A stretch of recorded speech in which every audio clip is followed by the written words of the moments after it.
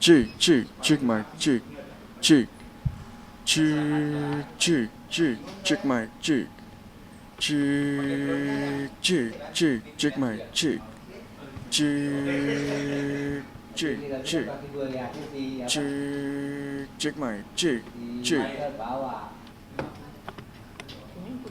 Di ini ya?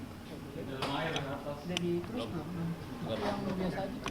Kepala hitam badan putih. Gimana nih kak? Kan kakak udah sering saya udah sibuk nih, udah mulai pada anak sendiri. Anak-anak kebetulan kok udah pada gede. Mereka juga sekolah mulai 7:45, pulang sampai rumah karena kena macet. Kadang-kadang jam 5:30, kalau ada extended bisa jam 6 lewat baru sampai rumah. Jadi sudah cukup sibuk dengan sekolah, jadi aku mau menggunakan waktu aku sejak mereka udah sibuk ini, ya gitu, kembali ke komunitas, ngajarin teman-teman, komporin teman-teman yuk hidup sehat gitu, terus ya itu balik ke baking. Itu masak-masakan sehat nggak sih buat anak? Lagi di rumah.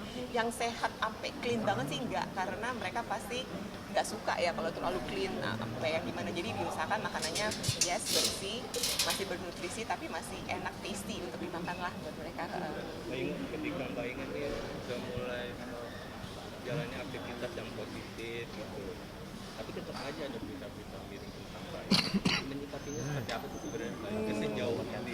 Nggak terlalu aku gubris, karena aku mikirnya ya mau aku hidupnya baik-baik aja ataupun aku hidupnya agak gimana menurut orang, no matter what people akan terus ngomongin sih. Jadi ya aku fokus sama diri sendiri aja, yang penting keluarga aku, orang-orang terdekat aku tahu siapa aku, dan itu aja yang penting. Tuh udah datang tuh. Kayaknya terakhir boleh, kemarin anak sempat keceplosan katanya ada orang ketiga juga. Itu again itu udah masalah ini, aku ngomongin lifestyle aja. Oke, thank you ya. Ini agendanya apa? Hari ini mau mediasi yang kesekian. Ketemu Mas Ari. Oke. Mari. Halo. Halo Mas Ari. Agenda sudah masuk. Sebentar, ya, set up dulu. Oke. Nanti sekalian aja ya. Kita ini sih ada 16 apa? 15 orang. Ini? Iya, kita tungguin pastilah. Siap, mudah-mudahan nggak lama. Ya. Oke. Siap.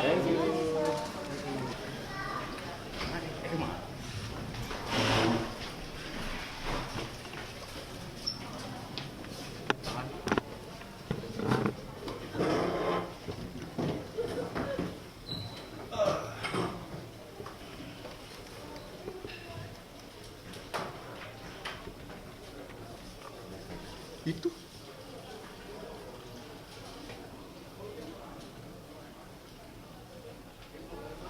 Belum ada apa-apa, nanti aja. Jangan ngapa-ngapain juga.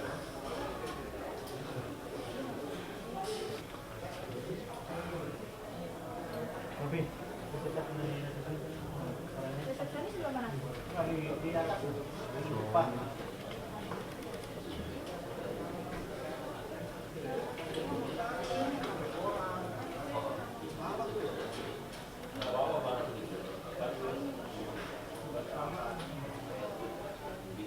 Iya.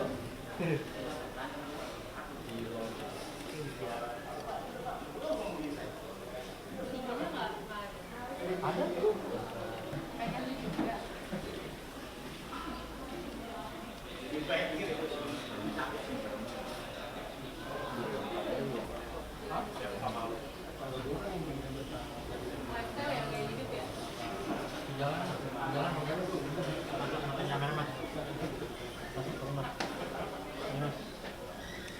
Tadi mas. Itu aku jangan di situ.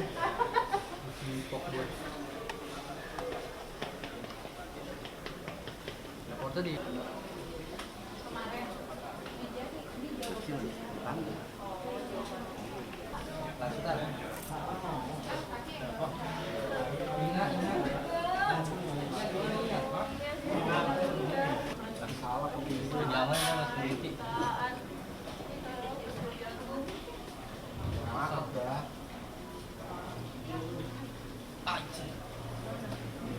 Will, tas gua Will. Gimana Will?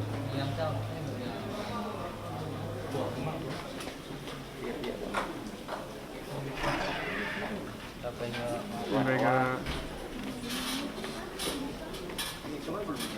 Ya, oh iya, silakan Pak. Oh iya. Pak. Ya. Misi. Iya. Nyangkut lu nyangkutin gua mulu dah.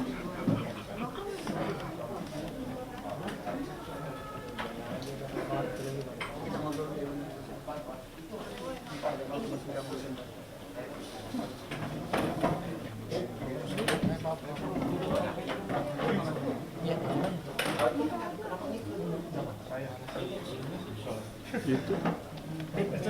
Oh iya, silakan. Lewat Bang lagi.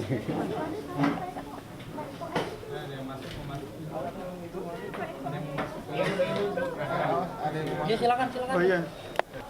Kebuka. Nggak tahu deh.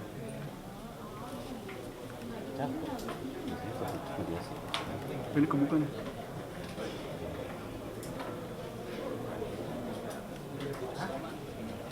Ambil linknya bang.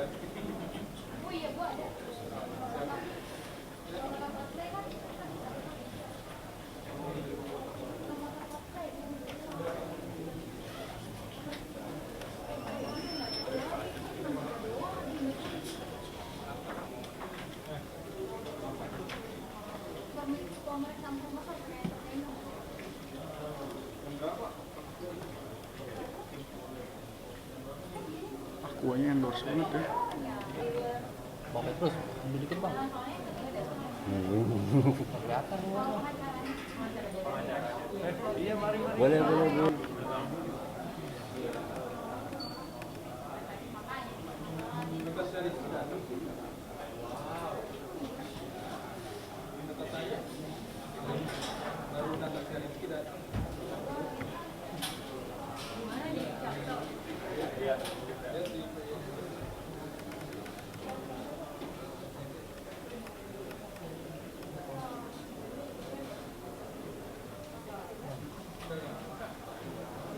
Siap.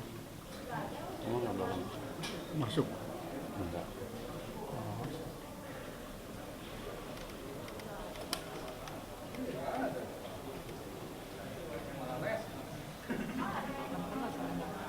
Kalau mau salaman.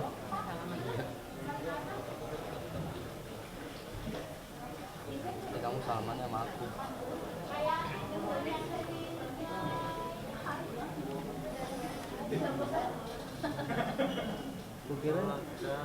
Kira ngembul gambar.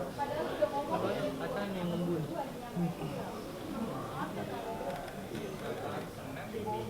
Ini nih.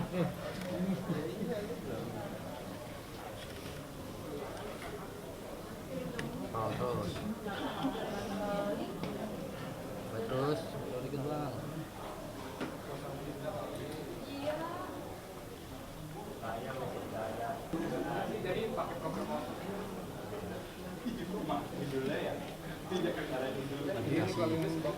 Iya nggak mau, udah gue panggil gue suruh mundur nggak mau.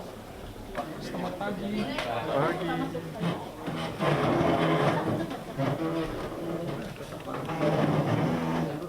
Bu.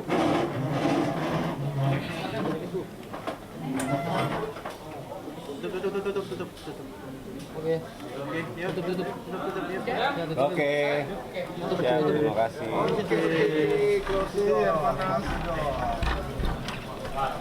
Goodbye.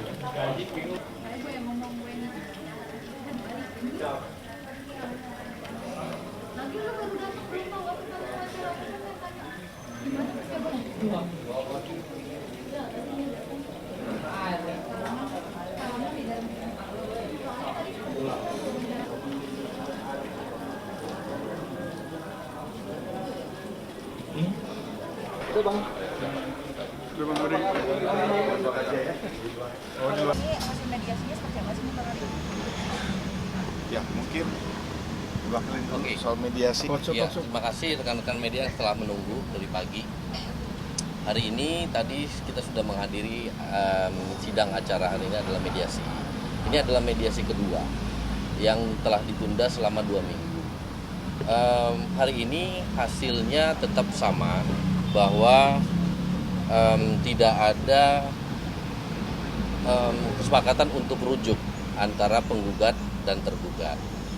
Kemudian tadi sudah disampaikan juga kepada mediator, pada akhirnya mediator juga memutuskan karena ini adalah sidang mediasi yang terakhir dalam acara mediasi, maka pemeriksaan perkara kembali ke pemeriksaan pokok, yaitu kepada majelis. Gitu. Jadi kita akan menunggu nanti kapan panggilannya untuk menentukan hari sidang berikutnya. Kita tunggu dari kepaniteraan. Kemudian di hari acara itu akan dilanjutkan dengan pembacaan gugatan, gitu ya. Jadi hanya sampai di situ aja untuk sidang hari ini. Agenda selanjutnya pembacaan gugatan. Agenda selanjutnya betul pembacaan gugatan, tapi kita belum tahu itu ditundanya kapan. Nanti akan ada panggilan lagi dari pengadilan. Mungkin alasan gagalnya mediasi tersebut kenapa sih, Pak?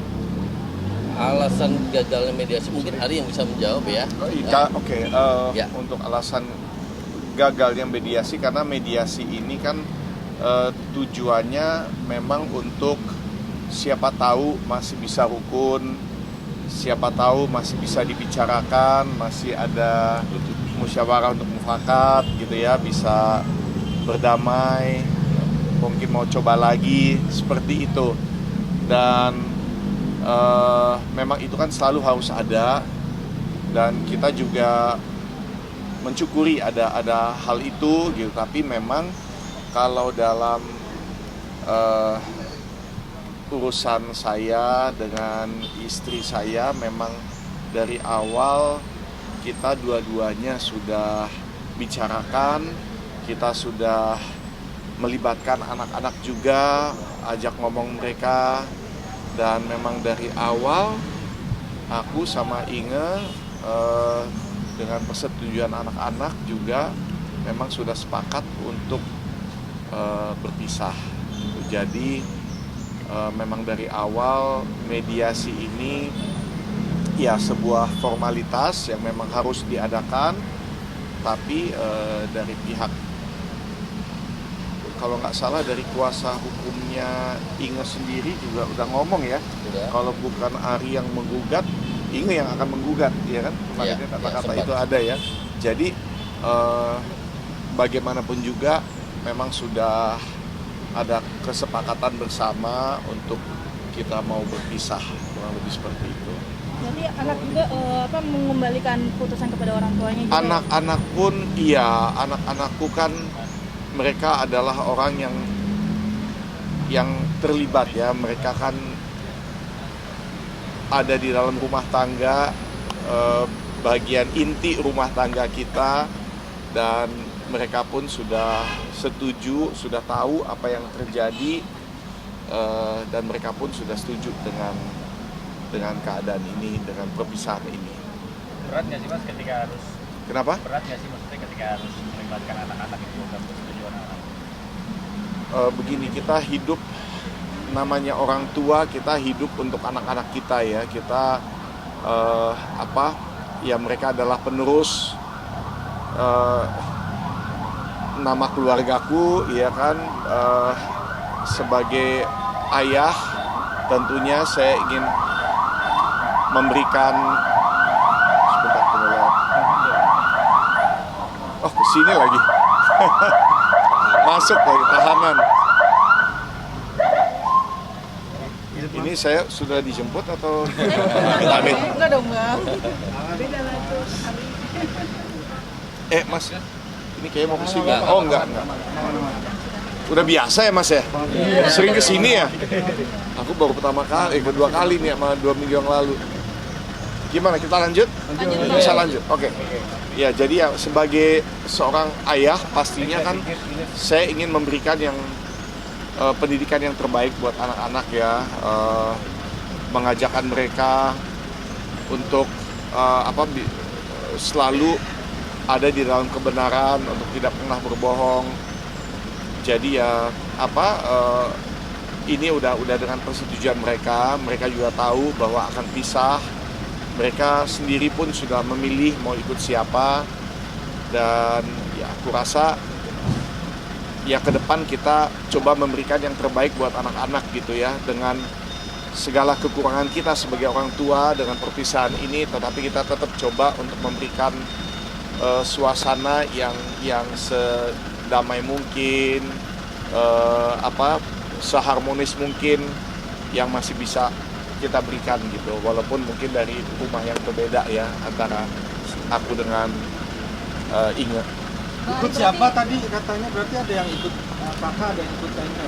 Enggak, dua-duanya gini, anak-anakku kan bukan anak kecil lagi ya, bukan anak di bawah 5 tahun, mereka dua-duanya sudah di atas 12 tahun.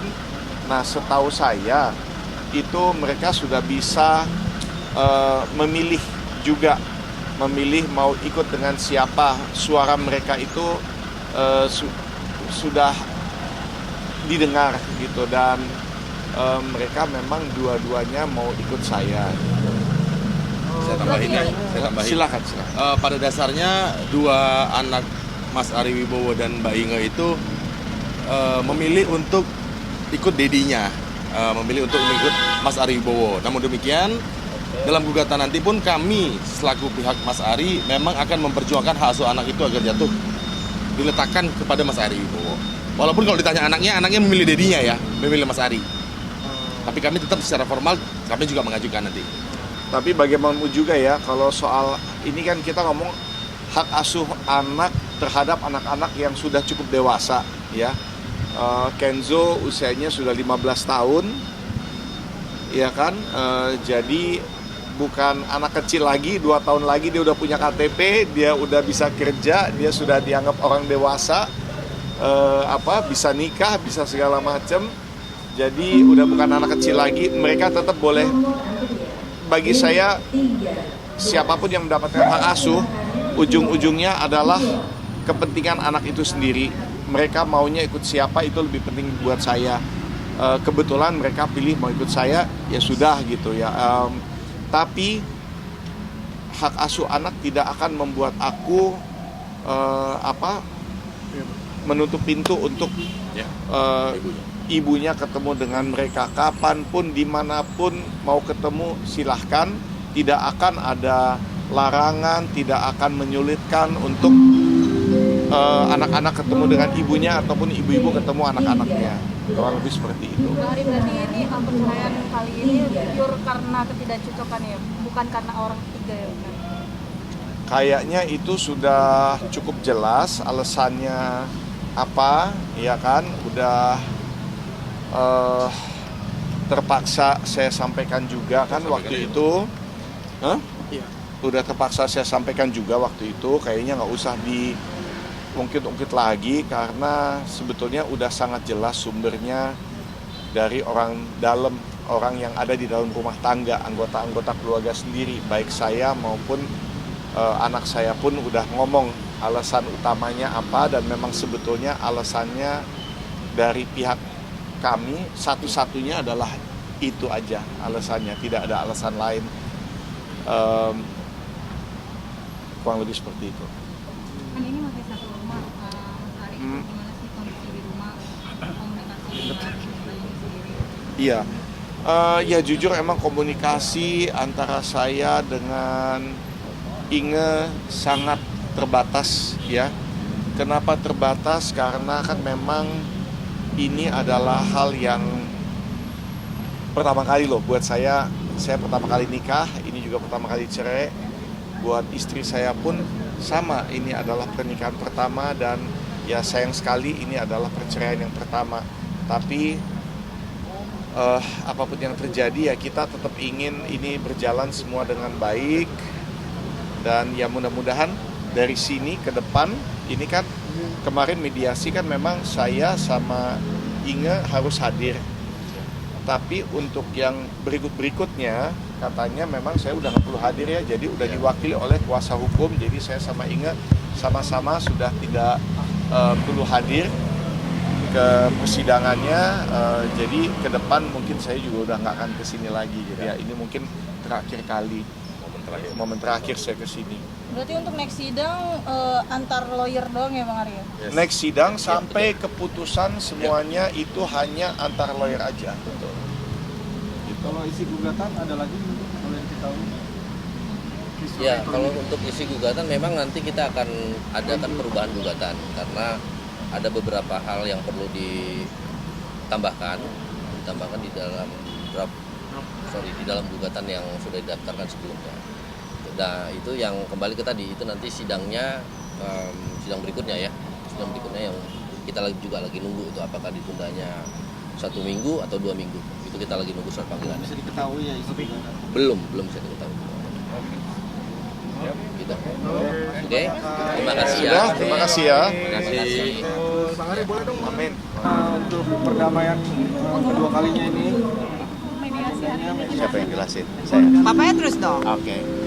Jadi gini teman-teman, tadi mediasinya Pak Hakim Mediator ketika membuka dialog pertama, beliau bertanya kepada Pak Ari apakah ada perubahan sikap mengenai gugatan ini.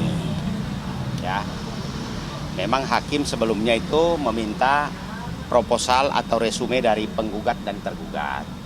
Kami sama-sama kuasa hukum sudah menyerahkan, tapi sebelum membahas proposal yang kami sampaikan, hakim bertanya kepada Pak Ari, apakah ada perubahan sikap mengenai gugatan ini. Lalu Pak Ari menjawab bahwa dia berketetapan untuk mengajukan gugatan cerai. Setelah hakim bertanya kepada Pak Ari, hakim bertanya langsung kepada Ibu Inge. Nah, bagaimana mengenai gugatan ini? Bu Inge secara tegas menyatakan bahwa dia juga ingin bercerai. Karena kedua-duanya ingin bercerai dan hakim mediator tidak mempunyai kewenangan untuk menyidangkan atau membahas materinya, maka hakim mediator menyatakan bahwa mediasi dinyatakan gagal. Ya, selanjutnya hakim mengatakan bahwa berkas perkara walaupun resume sudah masuk akan diserahkan kepada majelis hakim yang menyidangkan perkara itu. Kemudian penundaan sidangnya tadi panitera belum ketemu hakimnya untuk meminta penundaan kapan, tapi sebentar juga pasti hakim akan menentukan apakah minggu depan atau 2 minggu lagi untuk membahas materi gugatan. Karena dalam gugatan itu yang belakangan ini Pak Ari mengumumkan bahwa ada pihak ketiga, sampai tadi juga tidak pernah ada informasi itu, dan dalam gugatan pun masih tetap seperti itu, kecuali sidang berikutnya beliau akan merubah dalil gugatan gitu ya. isi gugatannya apa? Isi gugatan yang didaftarkan tanggal 3 April itu bahwa antara Pak Ari selaku penggugat dengan Bu Inge selaku tergugat itu sudah tidak ada kecocokan lagi sejak 2020. Ya. Kenapa? Ya sudah tidak cocok aja. Ya tahu kenapa tuh Bu Inge? Alasannya biar kita berdua yang tahu, dan sebenarnya udah lama sih, lebih dari 2018 udah mulai cekcok. Ya itu aku just keep it to myself aja. Ada KDRT nih? Ada apa? KDRT. Kekerasan dalam rumah tangga, penganiayaan atau apa? Penganiayaan tidak. Orang ketiga mungkin atau apa? Dari pihak Bang Ari sendiri tadi nggak membahas kalau ada soal orang tertuja, karena itu informasinya dari dalam keluarga dia sendiri. Gimana menanggapinya? No comment. Karena again aku nggak bisa ngomong terlalu banyak. Tugas aku menjaga nama baik. Persidangan. Ya. Jadi karena gugatannya tidak cocok ya tidak cocok. Tidak ada hal yang lain. Lalu untuk anak-anak Kan katanya ya Mas Ari bilangnya ke Mas Ari gitu. Bagaimana kalau misalkan nantinya anak-anak ke Mas Ari gitu? Ya kita lihat hasil pengadilan saja nanti. Ya. Ini pertahankan anak-anak nggak? Perjuangkan. Ini yang diperjuangkan justru. Dia perjuangkan karena dalilnya ada, dasarnya ada. Menurut undang-undang, jurisprudensi, manakala orang tua bercerai, anak-anak yang belum mencapai umur 18 tahun, maka pengadilan menetapkan ibunya sebagai wali dan kewajiban bapaknya untuk menafkahi, menyiapkan pemondokannya, rumahnya, biaya pendidikan, asuransi dan kesehatan. Ya toh, ya itu intinya. Ada gunung gini nggak Kak? Rokok-rokok Bang? Harta. Dalam perkawinan Pak Ari dengan Bu Inge itu, sebelum perkawinan dilangsungkan itu 6 Juli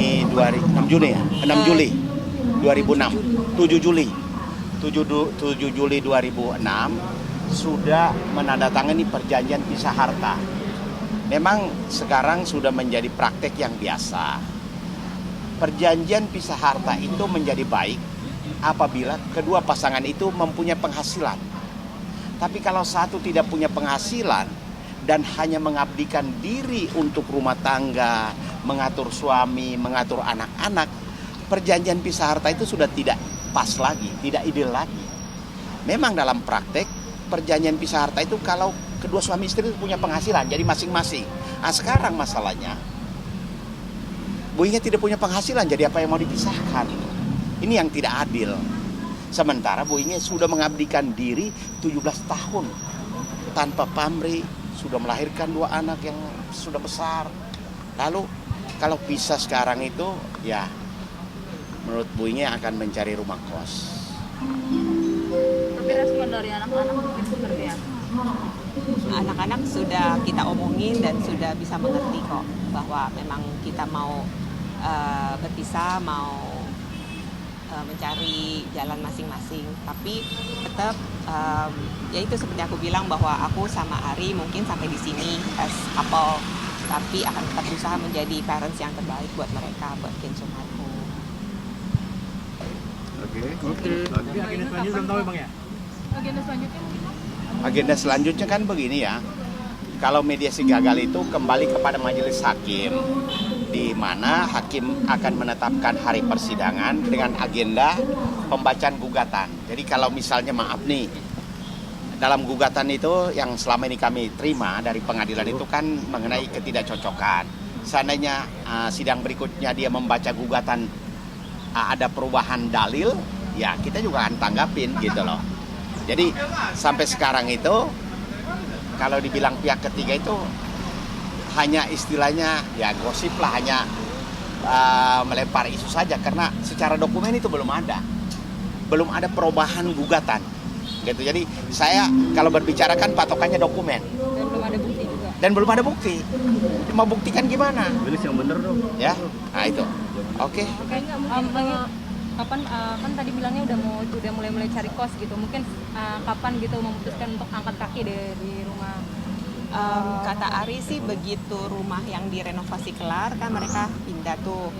Kan aku memang katanya nggak usah masuk supaya new memories in the new house. Jadi pada saat mereka pindah ya aku pindah ke tempat yang aku sedang cari. Berarti rumah yang saat ini ditinggalin belum kelar. Rumah yang sekarang ini kan direnovasi hampir 2 tahun lebih. 2 tahun lebih belum kelar. Dan Bu Inge sudah meminta juga kepada Pak Ari, kalau misalnya dengan putra kedua anaknya masuk ke dalam rumah, boleh nggak datang bertemu? Pak Ari menyatakan bahwa tidak boleh masuk ke dalam rumah karena istilahnya mau memulai dengan rumah baru, new memories. Jadi pokoknya masuk di rumah yang baru sekarang walaupun dia renovasi tidak boleh. Coba.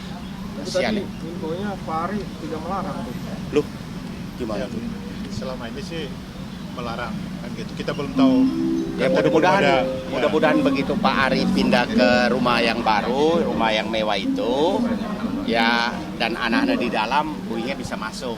Kalau tidak bisa masuk berarti anak-anaknya bisa bertemu Bu Inge apakah di restoran, di rumah kos atau bagaimana, dan pasti di rumah kos juga tidak menyiapkan makanan toh. Itu. Nah, itu bagaimana perasaannya? Terakhir sih memang dari sekian banyak ngomong, tadinya awal-awal boleh aku masih masuk rumah untuk masak sore-sore, jadi kids pulang sekolah masih ada makanan gitu. And then setelah beberapa hari berubah jadi nggak boleh masuk sama sekali.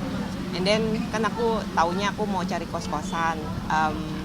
Aku sempat nanya, jadi aku mesti masakin buat kids gimana caranya, kan nggak ada kompor gitu ya, kompornya kompor bersama. Jadi ya dia bilang figure it out yourself gitu, nanti bisa dirantangin, digojekin gitu. Jadi aku nggak tahu nih, aku mesti nyari kos-kosan atau nyari tempat apa ya, mungkin apartemen yang ada kompornya, studio mungkin yang ada yang bisa masak. Jadi masih nyari-nyari terus, belum ada yang fix di mana yang cocok gitu. Ya, tahu syukur-syukur dari 3 apartemen 1 dipinjamkan juga nggak apa-apa.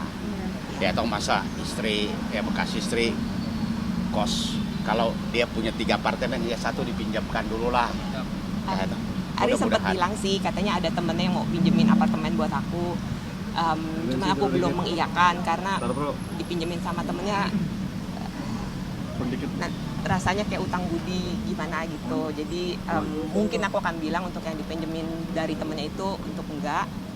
Dan ada 1 apartemen dia yang lagi 2 sih yang lagi disewain. Jadi mungkin dia juga mau pinjemin itu buat aku. Jadi belum pasti dipinjeminnya gimana.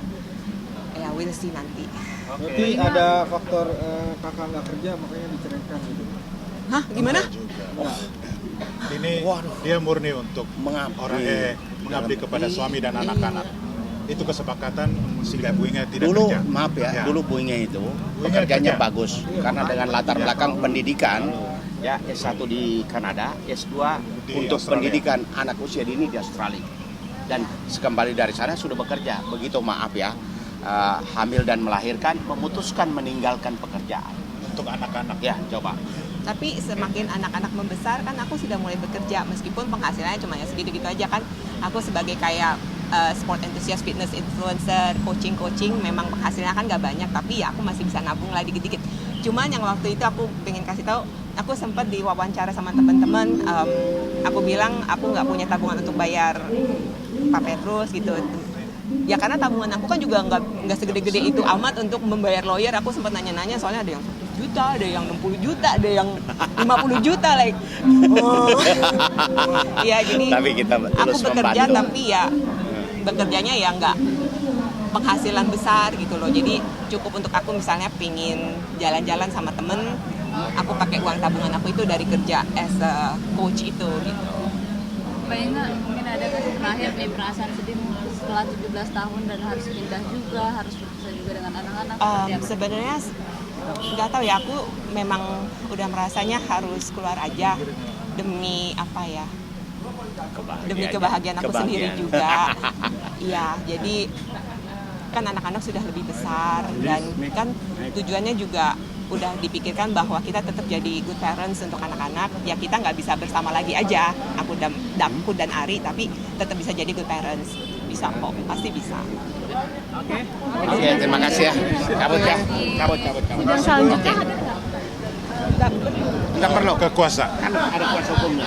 Cabut. Oke, cabut ya. Oke, bubar. Ya langsung ke aku kok. Ini mobil aku. Ya.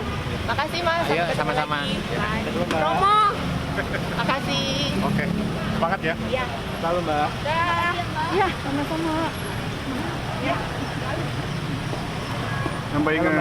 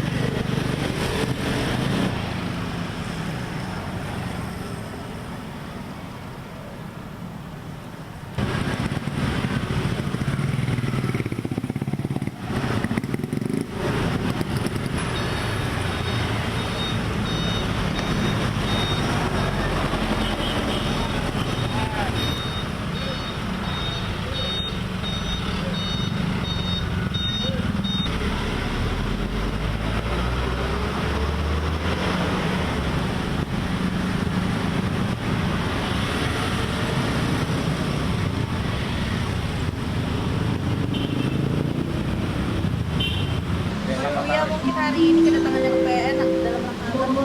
Cuman hari ini ini doang sidang persamaan nama. Nggak ada kasus. Nggak ada kasus, makanya nggak Berdata. Sama nama apa? Ya menerangkan bahwa nama saya Surya Utama sama dengan Uya Kuya gitu. Iya. Ada alasannya gitu? Enggak bersama nama aja. Bersama nama. Jadi Surya Utama adalah orang yang sama dengan Uya Kuya. Iya. Ada alasan akhirnya mempersidangkan nama ini? Enggak, sama Astrid Margareta juga ada Astrid Kuya. Jadi banyak kan gue lagi banyak ngurusin sesuatu hal gitu ya, dan butuh legalisasi yang menerangkan bahwa ya saya Surya Utama sama Uya Kuya sama. Kalau di Indonesia kan mungkin udah banyak yang tahu, cuman kalau di luar negeri kan nggak semua orang tahu ya gitu. Untuk legalnya aja. Langkah Papi menuju ke Salah satunya juga ada menuju ke DPR RI sama DPRD juga ada. Kan saya nyalon jadi DPR RI, Astrid jadi DPRD. Itu bukan hanya untuk itu aja, karena kan gue lagi banyak ngurusin teman-teman yang ada di WNI yang di luar negeri gitu kan. Ya. Tapi orang-orang di sana kan juga taunya Uya. Siapa Uya Kuya Pak Surya Utama kok beda dokumennya gitu. Udah jadi. Mungkin besok atau Rabu kali, nggak tahu ya. Seberapa penting sih akhirnya jam berapa balik lagi? Nggak tahu, tadi lupa ada balik lagi tanggal berapa. Kamu nanya. Tapi seberapa pentingnya Bing untuk bersama nama ini? Iya, karena daripada kita ganti nama kan susah ngerubah legal semua kan. Jadi bersama nama aja menerangkan bahwa itu adalah orang yang sama gitu. Iya. Tapi pernah nggak dipakai nama itu ya buat apa? Jatuh nama lo atau pakai? Enggak, justru itu menjamin bahwa Uya Kuya adalah Surya Utama, bukan orang lain gitu. Gitu pula Astrid Kuya adalah Astrid Margareta gitu. Ada perbedaan sebelumnya maaf di KTP atau? Nggak ada. Nggak, justru itu tidak berubah nama, cuma hanya bersama nama. Kan kalau misalnya ngerubah nama jadi harus semuanya dirubah sampai ijazah sampai KTP dan sebagainya. Kita hanya persamaan. Penegasan menerangkan bahwa ini nama yang sama. Sulit nggak sih Bing ngurusin ini? Ikutin prosedur aja ya, udah dari sebulan yang lalu ya. Sebulanan. Ngurus sendiri nggak pakai pengacara? Enggak, ngurusin pakai prosedural aja udah. Nah, yang lain yang lebih penting, yang lebih menarik Untuk menuju DPR sendiri akan pakai nama asli apa tetap pakai? Nama asli mungkin tetap pakai. Untuk nyalon jadi DPR ini tetap pakai Surya Utama. Astrid adalah Astrid Margareta, cuman ya mungkin kita nggak tahu nanti apakah Surya Utama Uya Kuya apa Surya Utama aja, kita nggak tahu. Itu aja. Lanjutan dari yang TKW gitu. Lanjutan dari TKW kita tetap mengadvokasi para teman-teman yang ada di luar negeri gitu kan. Sekarang kan concern saya kalau untuk yang di luar negeri adalah TKW yang terlantar, yang tidak mendapatkan haknya. Sekarang juga banyak juga ternyata TKW atau PMI yang berangkat ke sana tapi ternyata ditipu sama agen-agen yang ada di daerah-daerahnya. Sekarang kita baru menerima laporan banyak orang-orang yang ternyata sampai sana mereka nggak ada pekerjaan, terlantar di pinggir jalan dan tidak ada pekerjaan. Itu yang sekarang lagi saya usut tuntas. Kita perjuangkan. Gitu kan. Dan juga ini butuh keseriusan dari pemerintah juga bahwa nasib-nasib mereka harus diperhatikan, dan agen-agen nakal atau PT-PT nakal yang ada di sini benar-benar harus ditindak tegas. Dan kemarin juga kita sempat di Hong Kong menengok orang-orang yang sakit koma. Terus kemarin kita bilang ada yang harus dipulangkan, kita akan pulangkan ke sini. Dan kita mempertanyakan mana nih agen sama PT-nya tidak bertanggung jawab, karena dia di sana baru 13 bulan. Karena kan 2 tahun harus tanggung jawab PT sama agen kan. Tapi alhamdulillah kemarin langsung ada agennya tiba-tiba ngubungin keluarga yang mau tanggung jawab. Terus yang lebih concern lagi adalah inilah teman-teman TKW yang pada ditipu-tipu sama penipuan online. Yang sekarang lagi concern saya, makanya kemarin kenapa saya membongkar banyak soal di penjara. Karena ternyata setelah diinvestigasi ternyata kasusnya itu pelaku-pelakunya ternyata kebanyakan penipu-penipu itu di dalam penjara. Yang mereka diharuskan mencari duit di sana untuk ya menipu. Modusnya ini juga perlu diketahui, karena ini modus yang udah bertahun-tahun. Ini buat cewek-cewek nih. 2017, 2016 sampai sekarang nggak tuntas-tuntas. Tapi kenapa baru sekarang akhirnya kemarin ada keseriusan dari Dir Lapas untuk menangkap beberapa belas orang yang udah penipunya di dalam penjara. Tapi saya yakin bukan hanya itu aja. Masih ada puluhan bahkan ratusan orang yang di dalam lapas itu menipu. Modusnya adalah gini. Mereka memakai foto-foto palsu, polisi ganteng, pramugara, pilot. Terus abis itu orang kayak pegawai Pertamina atau BUMN yang kerja di kilang minyak memakai foto-foto orang-orang itu untuk mendekati calon-calon korbannya, ibu-ibu, bahkan sampai nenek-nenek ada yang kena kemarin ngadu, cucunya minta tolong neneknya disadarkan Kalau ini hanya penipuan. Penipuan. Gitu. Jadi mereka didekati dengan diiming-imingi, dipacarin lah, kencan dijanji dinikahin. Habis itu mereka diperas, mereka ada aja janji bilangnya butuh ini, butuh ibunya sakit, anaknya sakit. Terus nanti mereka disuruh, kan udah pacaran nih, disuruh video call seks. Nah, tidak senonoh, direkam dan di screen record sama mereka. Nah, itu dijadikan bahan untuk pemerasan terhadap bunda-bunda ini. Mereka bilangnya bunda-bunda. Ayah bunda ya? Ayah bunda, jadi. Bunda. Nah, nanti modusnya bukan di situ awalnya. Jadi kalau polisi, mereka kan udah punya video tidak senonoh itu kan, si penipunya.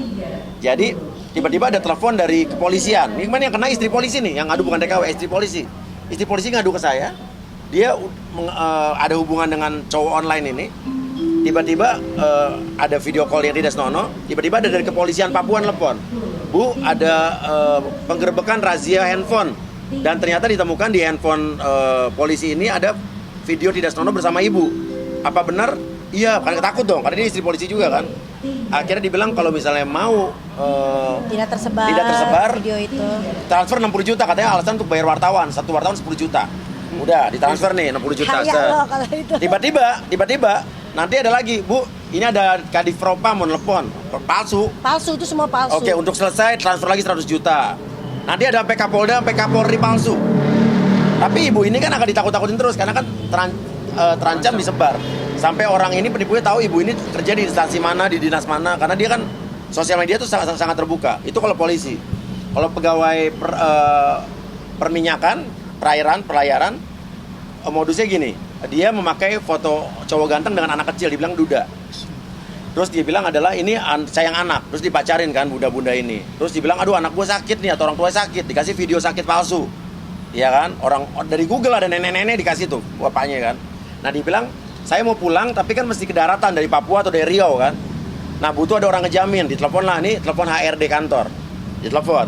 Saya dari HRD perusahaan ini, dia tuh ada lengkap tuh tag perusahaannya. Untuk bapak ini bisa pulang ke Jakarta mudik ya. Harus ada penjamin. Nah ibu ini ngejamin, nah harus bayar 10 juta. Nanti dibilang udah selesai ditransfer, tapi untuk ke daratan mesti pakai helikopter atau speedboat. Helikopter 20 juta, speedboat 18 juta, 15 juta. Udah transfer lagi. Nanti ada lagi tuh. Oh iya Bu, si Mas ini, calon suami ibu ini ada gajinya di deposito 1,2 sampai 1,8 miliar. Nanti depositonya akan kita kasih ibu, dan ibu harus biar bisa cair harus bayar 10%-nya. Jadi kan 120 sampai 180 juta ditransfer lah. Nanti depositonya palsu tuh, padahal semua palsu. Katanya begitu. Semua palsu. Masih lanjut. Udah dia telepon, ya Bu, kita udah pulang, udah sampai daratan mau ke bandara ke Jakarta gitu. Sampai Jakarta ditelepon lagi polisi. Kalau saya dari kepolisian bandara, ini calon suami ibu ribut mukulin orang. Kalau mau damai ada aja terus. Jadi ceritanya nggak selesai. Kalau udah mulai sadar dia nggak mau transfer, bahan video dan foto itu dipakai buat peras. Ya. Dan itu korbannya bukan hanya TKW, bukan hanya dokter, bukan hanya istri polisi, tapi dokter, notaris juga kena. Sampai kemarin ada suami yang minta disadarkan, istrinya minta cerai, karena dia ngerasa bahwa udah punya pacar opa-opa Korea. Jadi ada juga opa Korea sama nyamar jadi pangeran Dubai, atau nggak jadi pilot Amerika atau tentara Amerika. Tapi itu yang melakukan penipuan itu biasanya orang-orang oknum-oknum Nigeria yang ada di Indonesia. Orang-orang Afrika tuh, Nigeria, oknum ya. Nah itu ada di sekitar Kelapa Gading tuh, ya kan? Iya, kita trace. Tapi nggak semua, tapi ada itu orang-orangnya, mafianya ada. Nah, jadi intinya itu. Nah makanya kemarin gue ngomong soal lapas itu. Tapi akhirnya kemarin sudah ada 15 orang yang ditangkap dari berbagai macam lapas di Jawa Barat dan dipindahkan ke Nusa Kambangan. Berarti udah ada keseriusan dari Dir Lapas untuk melakukan ini. Tapi masih banyak yang belum ketangkap. Dan ini modus hati-hati. Ada lagi nih modus kerja paruh waktu. Ini yang lagi sekarang terjadi. Ya, tawaran kerja untuk bilangnya bahwa kalian cuma nge-like sama nge-follow akun-akun Instagram atau TikTok. Nanti dapat duit. Setiap akun yang di-like 10.000 atau 20.000. Ya, itu beneran ditransfer. Benar ditransfer. 50.000 atau 60.000 ditransfer ke kita dulu. Tapi nanti kalau udah jalan, nanti ada namanya tugas berikutnya. Nah tugas berikutnya untuk kita dapat duit kita harus deposit uang dulu. Uangnya kecil. Biasanya nanti masih ditransfer ke kita tuh. Keuntungan 30%. tapi selanjutnya akan meningkat. Tugas berikutnya kita akan deposit lagi, uangnya nggak akan kembali. Bahkan sampai ada yang 100 juta lebih. Ini lagi modus kerja paruh waktu, cuma disuruh nge-like sama nge-follow akun Facebook atau akun belanja shopping online doang. Jadi ini modus penipuan banyak banget dan gue nggak ngerti ya kenapa pemerintah kita, cyber kita lambat sekali menangani hal-hal seperti ini, karena penipuan udah bertahun-tahun. Dan banyak udah ratusan ribu. Sampai ada yang gila, sampai ada orang bunuh diri, sampai ada orang karena sampai ngutang, bercerai. Sampai kemarin ada anaknya bilang tolong ibu saya, dia udah sampai keluar berapa miliar, 1, berapa miliar, karena percaya ibunya itu pacaran sama tentara Amerika. Iya kan? Dan dia udah sampai udah buat visa mau berangkat ke Amerika. Saya datengin lah itu ibu. Saya kasih tahu, Rama nggak percaya. Saya kasih tahu bukti-buktinya, akhirnya dia sadar, nangis. Jadi sekarang kayak tugas saya tuh begitu tuh. Orang minta tolong, saya nyamperin keluarga-keluarga yang masih percaya dia tuh punya pacar online yang halu-halu begitulah. Punya bule, punya cowok Indo. Nah, gue sebelum jadi caleg juga udah mengerjakan ini ya. Kebetulan ya gue jadi caleg kan baru 2 bulan ya. Tapi kan gue melakukannya dari bertahun-tahun ya, concern sama-sama begini. Jadi justru kalau gue jadi caleg lebih gampang. Orang ngadu ke gue di DPR, langsung gue telepon polisinya atau pihak-pihak yang berwenang, kementerian berwenang dengan begini-beginian gitu kan. Kalau sekarang kan gue cuma bisa teriak-teriak sama mengedukasi. Tapi insya Allah kalau gue di atas ya gue tetap akan beginilah.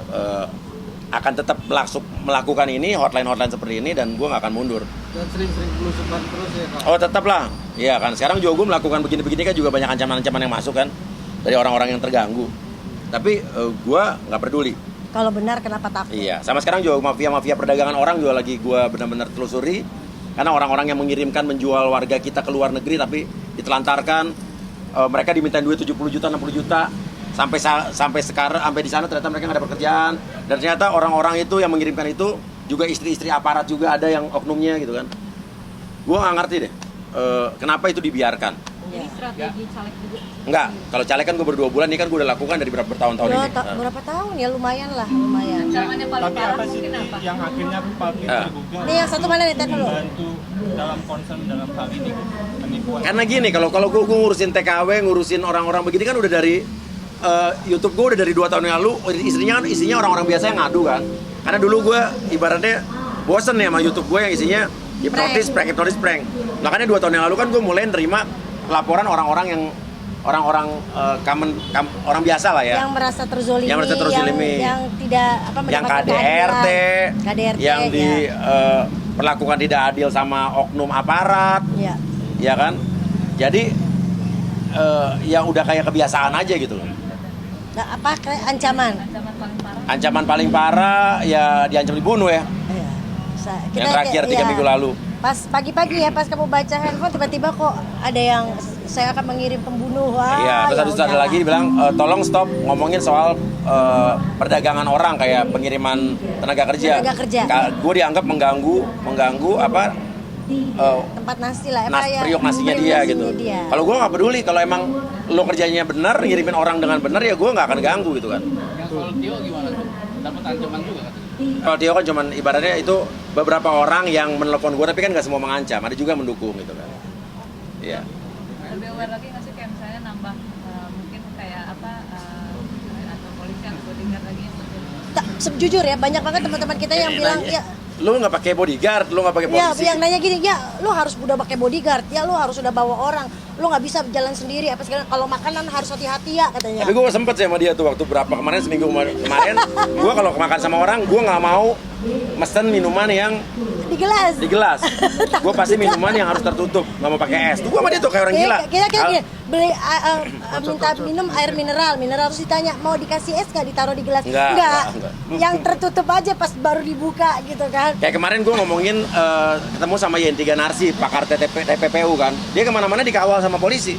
Dia nanya malah, enggak bilang gitu. Tapi dia bilang nanti kalau bawa minuman botol sendiri ya. Karena dia sendiri merasa sering dikuntit. Apalagi waktu ngomongin soal Rafael Alun, dia cerita gitu kan. Iya. Tapi kalau gue bilang pribadi gini sih, selagi kita benar, kita ngomonginnya benar, nggak usah takut lah. Pasti orang banyak lebih ngebela kita dibanding ngezolimin kita gitu aja. Oh ya, ada persiapan buat Idul Adha nggak mungkin? Ini insya Allah sapi. Dan persiapannya udah itu aja. Itu aja persiapan. Bagi-bagi belusukan ke warga daerah mana? Ya insya Allah lah kalau belusukan mah tiap hari gue belusukan kok. Tapi berapa ekor? Apa? Tapi berapa ekor? Berapa ton? Ya berapa ton nggak tahu berapa yang gede lah pokoknya. Ya amin. Cuman nggak gede-gede amat kali ya. Susah nyari yang gede. Kalah main Irfan Hakim. Tiap tahun itu sapi ya? Sapi, kambing ya. Alhamdulillah ya. tiap tahun sapi dan kambing. Oke, thank you. Terima kasih. Terima kasih. Tuh kan dibilang